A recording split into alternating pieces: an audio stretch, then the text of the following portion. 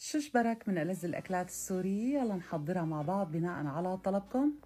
رح أضيف 3 أكواب من الطحين متعدد الاستعمالات، وبضيف معلقة صغيرة من الملح و3 معالق من الزيت، وبحرك بشكل كتير منيح، وبضيف عليهم من كوب لكوب وربع من المي حسب نوعية كل طحين، وبعجن لأحصل على عجينة متماسكة.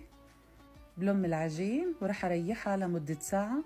بهالفترة رح نحضر الحشو اللي هو عبارة عن لحم مفروم ناعم حمسته مع البصل، ملح وفلفل وبهار ورشة من البقدونس. رقيت العجين بشكل كتير منيح على سطح العمل لحصلت على عجينة رقيقة، وقطعتهم على شكل دوائر مثل ما واضح بالفيديو. ورح أضيف اللحم المفروم الناعم وبسكر العجين وبشكله بهالطريقة. بصفهم بصينية وبدخلهم على فرن محمى مسبقاً حرارة 180 لمدة 10 دقايق فقط حتى يتغير لونهم.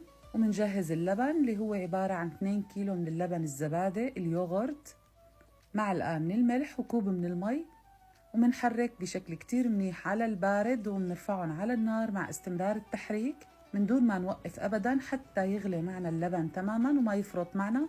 ومنخفف كثافة اللبن بالمي، ومننزل حبات الشجبرك حوالي 20 دقيقة بعد الغليان بتكون صارت جاهزة معنا.